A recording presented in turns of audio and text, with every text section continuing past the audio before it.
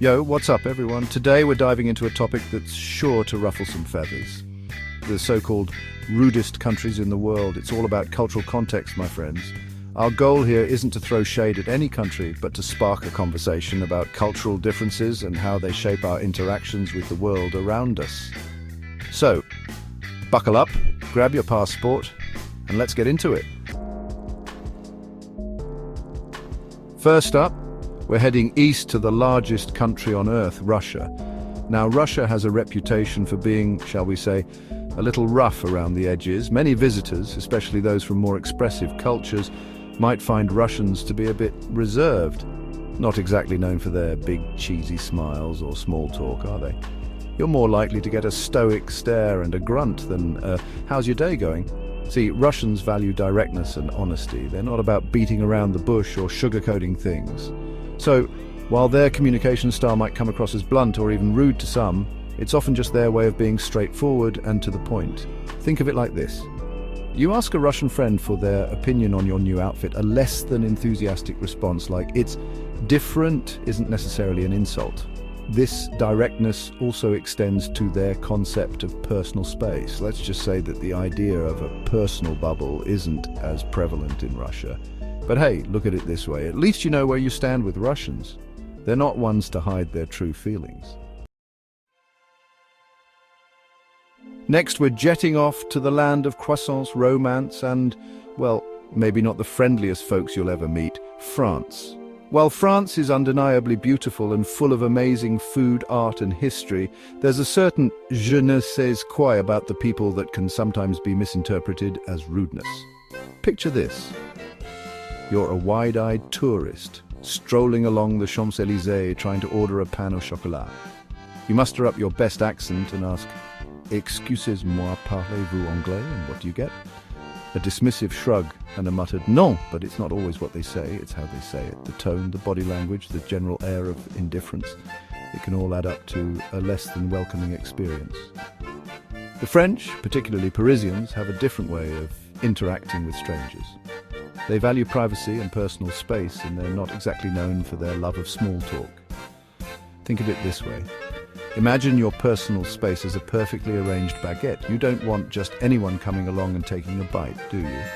So, the next time you find yourself lost in translation, literally, on the streets of Paris, don't take it personally. Just embrace the challenge, brush up on your French, and remember, a little bonjour goes a long way. So the next time you find yourself lost in translation, literally, on the streets of Paris, don't take it personally.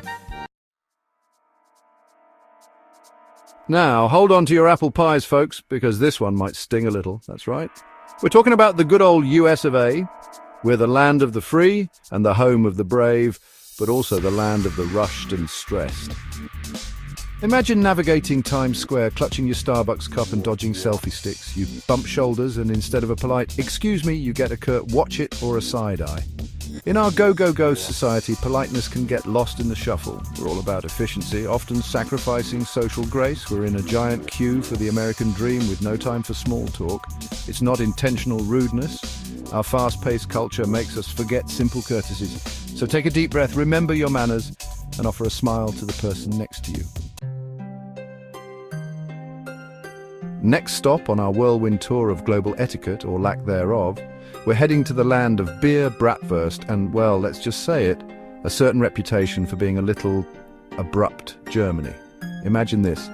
You're at a restaurant in Berlin trying to decipher the menu. You politely flag down your server and ask for a recommendation. Instead of a friendly smile and a list of delicious options, you get a blunt, "What do you want?" But here's the thing.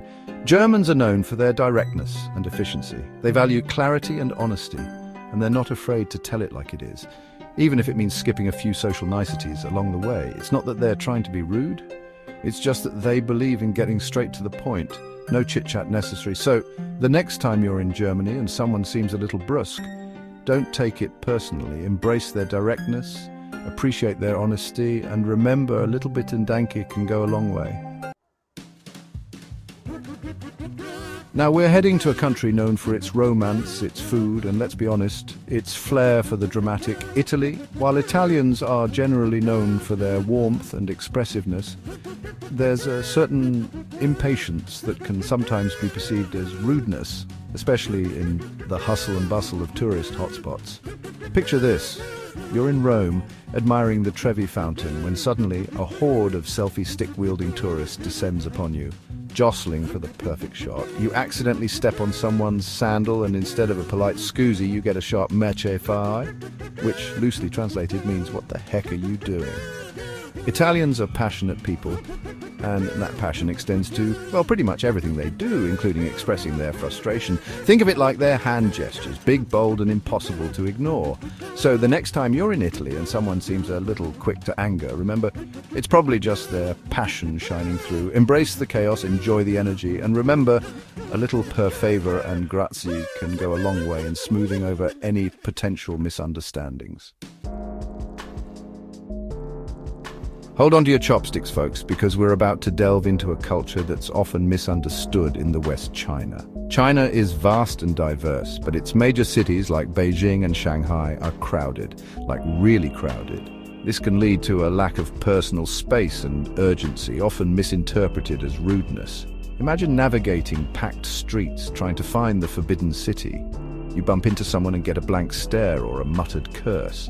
It's not intentional rudeness. Personal space is a luxury and efficiency is key. So, embrace the hustle, learn a few Mandarin phrases, and be patient. Next up, we're off to the land of flamenco, paella, and a certain directness that can sometimes catch visitors off guard: Spain. Now, don't get me wrong, Spanish people are generally known for their warmth and hospitality, but there's a certain brusqueness, especially in busy tourist areas, that can sometimes be misinterpreted as rudeness. Imagine this. You're in Barcelona admiring the Sagrada Familia, when suddenly you're caught in a tidal wave of tourists, all vying for the perfect photo op.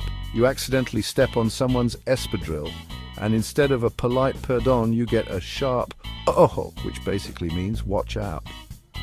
Spanish people are known for their direct communication style. They value honesty and efficiency, and they're not afraid to tell you what they think, even if it's not what you want to hear. So, the next time you're in Spain and someone seems a little short with you, don't take it personally. Embrace their directness, appreciate their honesty, and remember, a little por favor and gracias can go a long way in navigating any potential cultural misunderstandings. Next, we're traveling to a country known for its technological prowess, its ancient traditions, and its, well, let's just say it, its reputation for being a little reserved. Japan. Imagine this. You're in Tokyo riding the famously efficient bullet train. You politely ask the person next to you for directions, and instead of a helpful response, you get a series of nods and bows, but no actual information. But here's the thing, Japanese politeness is a complex and nuanced thing. It's about respect, formality, and avoiding confrontation at all costs. Think of it like their traditional tea ceremony. Every movement is precise, measured, and full of meaning. So the next time you're in Japan and someone seems a little distant or difficult to read, don't take it personally. Embrace the challenge of navigating their cultural norms. Appreciate the beauty of their subtle communication style. Remember, a little effort to understand their customs can go a long way. Hold on to your hats, folks, because we're about to embark on a sensory adventure to a country that's as chaotic as it is captivating: India.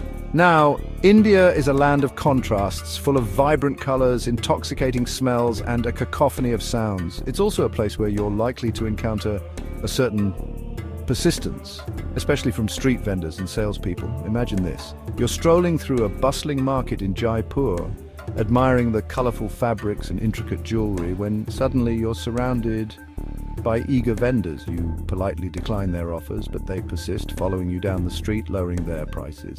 But here's the thing. In India, haggling is a way of life. It's a game of wit and charm, a dance between buyer and seller. And sometimes that dance can get a little intense. So, the next time you're in India and you find yourself on the receiving end of a little enthusiastic salesmanship, don't take it personally. Embrace the experience, try your hand at haggling, and remember, a firm but polite "no, thank you" will eventually get your point across. Last but not least, we're heading to the land of Samba, sunshine, and a certain directness that can sometimes catch visitors off guard. Brazil. Imagine this. You're in Rio de Janeiro, Soaking up the sun on the famous Copacabana beach, you politely ask a fellow beachgoer to watch your belongings while you take a dip in the ocean, instead of a friendly claro, which means sure, you get a suspicious look and a curt now. But here's the thing, in Brazil, like in many parts of the world, there's a certain level of distrust towards strangers, especially in big cities. And sometimes that distrust can manifest as a lack of warmth or willingness to help. Think of it like their carnival celebrations, colorful, exuberant, and full of energy, but you don't necessarily want to trust a complete stranger with your valuables in the middle of all that chaos, right? So the next time you're in Brazil and someone seems a little standoffish, don't take it personally. Try to understand the context, respect their boundaries. Remember, a little effort to connect with locals on a personal level can go a long way in breaking down those barriers. So there you have it, folks, our whirlwind tour of some of the countries that often get labeled as rude. But as we've seen, it's not that simple, is it? What might be considered rude in one culture could be perfectly normal in another. It all comes down to understanding and respecting those differences. The next time you're traveling, remember to pack your open-mindedness and your sense of humor. Don't be afraid to step outside of your comfort zone, to embrace the unfamiliar and to learn from the people you meet along the way. After all, isn't that what travel is all about? Now, I want to hear from you. What are your experiences with different cultures? Have you ever encountered a situation where you thought someone was being rude, but then realized it was just a cultural misunderstanding? Share your stories in the comments below. And hey, if you enjoyed this video, don't forget to like, subscribe, and hit that notification bell so you don't miss out on any of our future adventures.